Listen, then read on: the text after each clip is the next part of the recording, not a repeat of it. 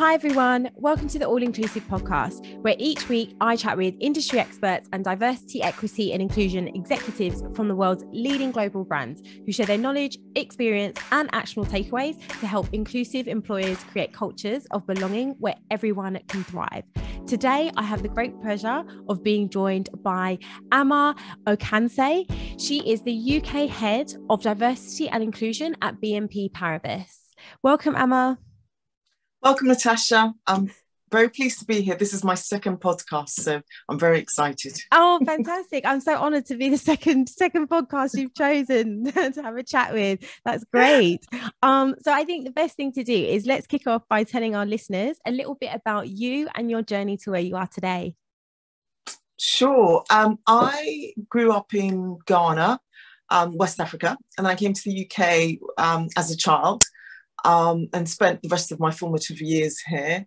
I am a qualified lawyer, so I went to university, went to law school, and then qualified as a lawyer. I focused on capital markets, which essentially is just raising finance for companies, corporations, governments, and sovereigns. And I focused on emerging markets because of my background. I really like developing economies. It's really interesting. I did that for a long time. And then the opportunity came to become the head of diversity and inclusion. And I kind of thought that it would be a great thing to do, simply because I had very lived experience of being othered. As a Black female corporate lawyer, I was often the only woman in the room, but I was always the only Black woman in the room. So I was very much aware of sort of being the minority. And I just feel that my lived experiences, my regulatory legal background means that I'm really best placed to sort of really understand, interpret, and also sort of analyse diversity and inclusion. And as this role becomes more and more about regulation and the law, I just feel very confident that I'm suited and I've chosen the right path. Oh, fantastic. And so you've touched on, you've had the lived experiences and that's triggered you and got you thinking, actually, this is the role for me. Diversity inclusion spans over so much. What for you is your main key focus at the moment with achieving diversity, equity, inclusion at BNP Paribas? I think there's a lot to do. And so it's quite difficult to sort of keep focus and say what is the key. I think there's lots of competing things. For me, I think diversity and inclusion has been predominantly about gender for a very long time. And I know we're not where we should be, but I do think that the debate has to be broadened. And I think the idea and the concept of intersectionality is really key, because I think a lot of the time the gender debate wasn't really talking about women who were intersectional like me. And I'm assuming our audience knows what intersectionality means. And so I think that intersectionality is a really great piece. And because intersectionality covers all spans. So you could be a Black female woman who's disabled, who's LGBT plus. You could be a white man who's LGBT plus and disabled. There's so many permutations and so many levels of it that I think it's really important that we try and understand it, we try and capture it, and we try and measure it. So I'd say that that's probably something that's really key. And that's where the conversation and the direction of travel is. So I feel that's definitely a space that has to be occupied. And being in the financial services, I have to be direct and say that for me, it's data. We're very challenged in how we collect data. And I think that unless you can't see what you can't measure what you can't see. And so for me, one of my sort of focuses is really trying to understand and capture quantitative and qualitative data so that we can really see where the pressure points are, so that we can really identify where their issues are, and then sort of focus and target our strategies and our initiatives. And more broadly, it's about raising awareness. I think diversity and inclusion, because of the pandemic, has become so topical and so relevant. Everybody's very aware of the inequalities in society and people want to make a difference. And it's just making sure that now we're going back to normality, if that's the right way to put it. People don't forget about it and we still sort of continues to thrive and think about it and press things forward. Yeah, no, I totally agree. I think it's important to make sure that it's still at the forefront of everyone's minds. Because when we were in the pandemic, it was a little bit more easier to be able to see some of the inequalities and things that weren't really quite right. It was a bit more obvious. Now that we've kind of approached this new normal, it can so easily get a little bit shadowed amongst all the day-to-day life that we have and day-to-day things that are going on within an organization and just within everyone else's lives. But I think it's definitely important to keep that conversation going. And this is one of the reasons why I have this podcast, is to give individuals like yourselves and the leaders that are working in this area, in this space, the opportunity to give our listeners some insight into what you're up to, where you're from, what you've got going forward, and what insights and experience that you've got. That leads me on to my next question. So for you, as a Black woman in financial services, you're now head of a great area, which is diversity, equity and inclusion. But what's been the most challenging moment for you so far in your role? I think it's just making diversity and inclusion part of the business. I think there's a lot of will there, there's a lot of intention, there's a lot of understanding. But organizations about profits, they're about making money. So it's just trying to sort of fit that narrative of diversity and inclusion into the business case. And studies have constantly and consistently shown that diversity, equity, and inclusion is innovative, it's creative, it leads to better staff morale, and it leads to better staff engagement. And I think theoretically everybody understands that, but it's actually trying to translate that into the business case, and making that a priority, or even if it's not a priority, making that part of the business case. And I think that's where the challenge is. A lot of people will say, oh, I'm very passionate, I really believe in this. And then you may look at their teams, and their teams don't reflect their passion or their willingness. So it's really trying to drive that change and making sure that it becomes part of the business, part of the way we do business, part of the way we think, when we're recruiting, when we're promoting, when we're sponsoring, when we're mentoring, that we're really thinking about working and supporting people who don't look like us and are very different from us. And I think that's really the constant battle of this work, is really trying to make sure that everybody sees it as a day-to-day, it's something that they have to do all the time. Yeah. And how do you approach that? How do you conquer that challenge? What for you do you feel like is working at the moment?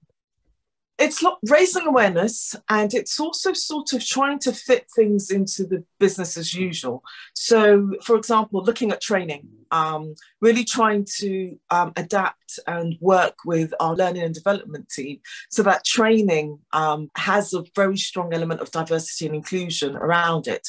And for example, we are running our mandatory inclusive leadership training at the moment. So that's really just supporting managers to sort of understand, when you are recruiting, when you are looking at your teams, when you are promoting, what does that look like for you? And it's also having constant discussions with business heads and trying to understand what their focus is, where their strategy is going, and then trying to fit that in. At the moment, we're looking at apprenticeships. And the good thing about apprenticeships is that it allows for social mobility. It allows for people from different backgrounds. Now, working on that with all the businesses means that they get to understand that our graduate program is excellent and we attract graduates, but graduates tend to come from a very similar background and apprentices don't. So it's sort of trying to get them to engage, trying to get them to sponsor that. So for me, I think the strategy in diversity and inclusion is to choose topics, choose areas that align with what the businesses are doing, what they're trying to achieve.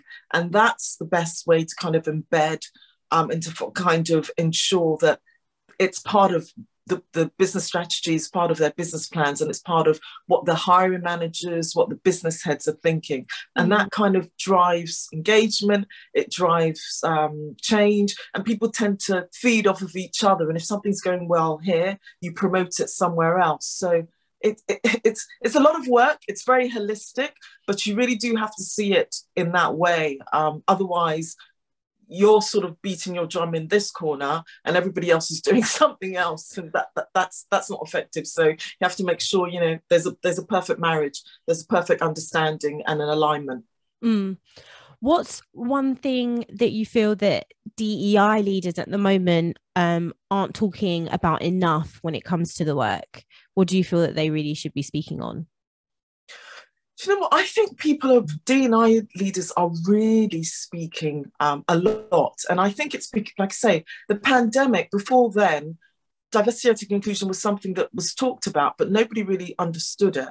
And because of the pandemic and because of the fact that we have realised that inequalities of society can no longer continue the way they are, what's now happening is that the personal and the work life are now merged. And so I think a lot of D&I leaders are now having to work with the fact that as an organization, you have to respond to the external environment. So things like the Ukraine crisis, things like the cost of living, these are all things that are very live and they impact your workers. And you can't kind of say, well, actually, when you leave work, you know, that's your private life. Now it really is, I am out my work life and I am my private life.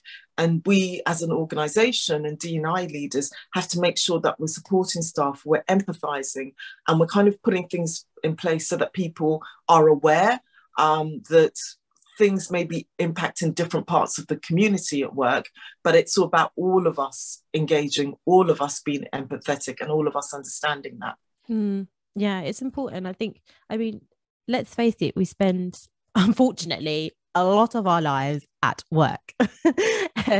So if I'm going to be devoting kind of 90% of my week in general, my life to a job, I want it to be meaningful. I want it to be something that's going to be improving myself mentally, and I'm challenged, but also I'm doing something that's actually making a difference. Me personally, I want to do something that's making a difference, but on top of that I'm working for somebody that actually cares. And I think a lot more people now, that is at the forefront of their minds. They want to make sure that where they're working is at a place which is actually paying attention to what is really going on when everyone leaves the door. So when you leave that office, like what are people going through? What's happening in the world? Because it's definitely going to come into the workplace for 100%.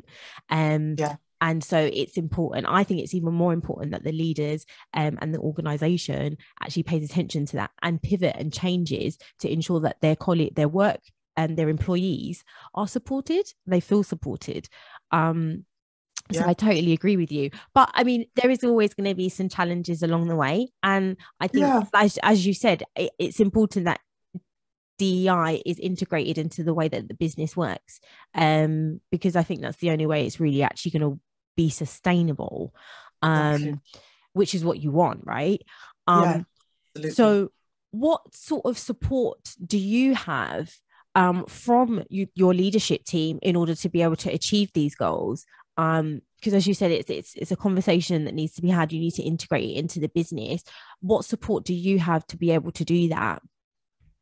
It's for me, I have their buy-in, and I have their understanding, and I have them sort of amplifying what it is that I'm doing. So when I join, we have town halls. I join a lot of the business lines meetings with their teams, and I talk to them about diversity inclusion, and they talk to me about what they're doing as well. If I have certain initiatives that are working really well, I will explain that and discuss that with the business heads, and they are often very supportive of that, and they will adopt that initiative or join in something that I'm doing transversally. So it's very much about leadership. It's very much about them setting the tone. It's very much about them showing that they believe in this and demonstrating that they believe in this. And that's how they support me. And I'm really pleased that leaders do recognise, as you said, that organisations have to be about profit, purpose and people. And so they all have to sort of align their ideas behind, yes, we're here to make money, but what is our purpose and what are we doing for our people? And most of them see that and they support my work. Oh, fantastic. And you touched on it in early in our conversation. There is a kind of like work and life, and there's a lot of crossover. So how do you handle that? Because there's a lot to do with DEI, and we know that there's a crossover with with work and life. So how do you avoid that burnout? Gosh, that's a good question. That's the difficult one. I'm always reading, and I'm always engaging in DEI, and I don't, obviously that's my job, but I think sort of the whole idea of what it is that we do and what we're trying to achieve is constant. So I guess relaxation for me is learning, which I guess makes me sound a little bit odd. I have a family, I have friends, and I sort of do most things, and I do a lot of yoga. Actually, I went to yoga this morning. That always sort of resets me fantastic. For the day and kind of gets me thinking, and that's where I kind of join a lot of the dots, actually, because in order to kind of focus the mind, you'll be thinking about something and then something will pop in your head and you'll think, oh, I've resolved that issue. So lots of yoga, lots of meditation, and lots of relaxing with my family. But I do like reading about the subject. I learn a lot when it's a pleasure read, as opposed to I'm trying to understand this issue and what does it look like. I ask quite a lot of the leaders how they find the work-life balance. What do they do? And that is the first one. That's the first answer I've had, actually, is learning and reading within the topic that they're already working in. So that's really great. And actually, to me, it makes sense by the way that you put it. It does make sense, because whilst yes, you're doing the work anyway, but sometimes it is quite enjoyable to take a step away and just have a read on the topic, because it can be quite interesting to hear on what other people do. I mean, again, that's kind of the reason why I've got the podcast, really, is because I find it really interesting speaking with other individuals that are doing the work. I'm really into the intersection of diversity and inclusion and technology. And so I sort of follow a lot of people on social media who are into technology. And the thing is, a lot of them are into diversity and inclusion without knowing it. And so the big tech companies, right, in Silicon Valley are not diverse. So I'm really sort of quite keen to see how this all evolves, because it's the now and it's the future. And if we're not in the room, if we're not making the decisions, what does that really look like for us? I think there's a lot of work and a lot of thinking to be done in that area. So again, it's learning and kind of seeing that side of it. And once you kind of start, you think, oh, this impacts this. I've never thought of it this way. So I'm glad you agree with me. Yes, I was worried totally. You might think she's a bit sad. No, of course not. No, at all. I mean, don't get me wrong. I do reading outside of the usual DEI stuff. So I do like a little bit of non-fiction. I'm not gonna lie. But yeah, and your background, for anyone who is listening, who's not watching the visual, Ama has got an amazing bookcase behind her, full of what I can only imagine a variety of books. So I'm not surprised that her answer was reading for some relaxation. You know what? I didn't even make that link, but yes, you're right. That's great. So before you leave us, what's your parting piece of advice for future DEI leaders of tomorrow? Continue to do the work. Sometimes you may feel that you're not making an impact. Sometimes you may think you're not making a difference, but you really are. And this is just a small tale. I have a neighbour whose son is on the spectrum. And we are doing some work at BNP Paribas with a charity called Ambitious About Autism, which brings neurodiverse apprentices to the bank. So it solves the issue of social mobility and also encouraging disability. And one day my neighbour came running up to me, and she has a group completely independent of myself.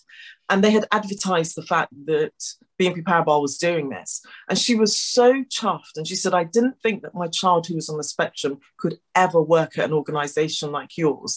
And this makes such a difference. And honestly, that made my week.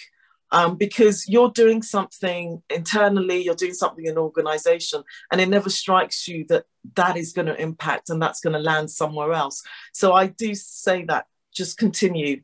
You may not see it, but you are impacting and you are making change. Yeah. Oh, fantastic. That's great advice. And I'm so glad that that sounds like an amazing initiative that you guys are putting through together.